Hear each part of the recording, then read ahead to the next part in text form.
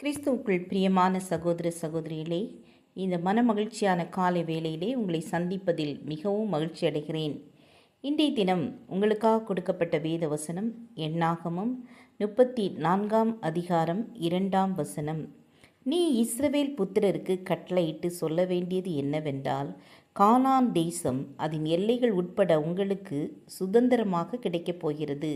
நீங்கள் கானான் தேசத்தில் சேரும்போது தேவனாகிய கர்த்தர் இஸ்ரவேல் ஜனங்களுக்கு கானான் தேசத்தை ஆசீர்வாத பாகமாக கொடுத்தார்.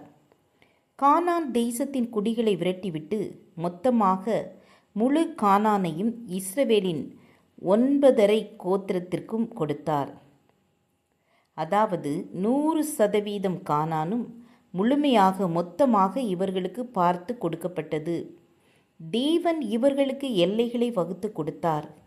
அவரவர் எல்லைக்குள்ளாக ஆசீர்வாதங்களை சுதந்திரிக்க வேண்டும், பிறனுடைய எல்லைக்குள் வரக்கூடாது என்பது தேவ கட்டளை.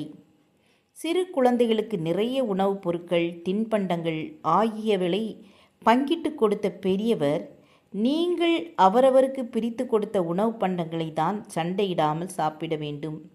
அடுத்தவர் உணவுகளில் கை வைக்காதீர்கள், ஆசையும் படாதீர்கள் என அவர்களிடம் சொன்னார். பிறர் பொருளை இச்சியாதே, பூர்வ எல்லை குறிகளை மாற்றாதே என்பவைகள் கர்த்தருடைய கட்டளைகள். இவை மாற்றப்பட முடியாத வார்த்தைகள். ஆகவே இக்கட்டளைகளை ஒட்டியே தேவன் அவரவருக்கு எல்லைகளை வகுத்தார்.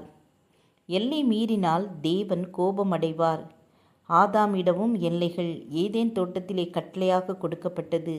எதை வேண்டுமானாலும், எந்த மரத்தின் கனியையும் சாப்பிடலாம், குறிப்பிட்ட ஒரு மரத்தின் கனியை தவிர. ஆனால் ஆதாமும் ஏவாளும் பாவம் செய்தனர். எல்லையை மீறிய மீறுதல் அவர்களுக்கு காணப்பட்டது. அதன் மூலம் பாவம் உலகத்தினுள் பிரவேசித்தது. தேவன் நமக்கும் ஆவிக்குரிய பிரகாரமாய் எல்லை வைத்துள்ளார். தேவ வார்த்தைகளுக்கு உட்பட்டது எல்லாம் பரிசுத்தம். தேவ வார்த்தையை தாண்டிய எல்லாம் பாவம். இயேசு சொல்லுகிறார், நம்மிடம் எல்லை மீறாதே. நாம் பேசுகிற வார்த்தையிலும் செய்கிற செயலிலும் செல்வம் பெருக்குவதிலும் எல்லை வேண்டும். அதிகமாய் பேசுகிறவன் மூடன் என்று வேதம் சொல்லுகிறது. உன் வார்த்தைகள் சுருக்கமாய் இருப்பதாக. பணப்பிரியன் பணத்தினால் திருப்தியாவதில்லை என்றும் இவைகள் மாயை என பிரசங்கி 5:10 சொல்லுகிறார். எனவே எல்லையை மீறாதபடிக்கு நியமிக்கப்பட்ட ஓட்டத்தில் நாம் ஓடுவோம். கிருபையும் இரக்கம் நிறைந்த கர்த்தாவே, எல்லையை மீறாமல் உமக்கு பயந்து வாழ எங்கள் ஒவ்வொருவருக்கும் உதவி செய்யுங்க. இயேசுவின் நாமத்தில் பிதாவே, ஆமேன் ஆமேன். God bless you.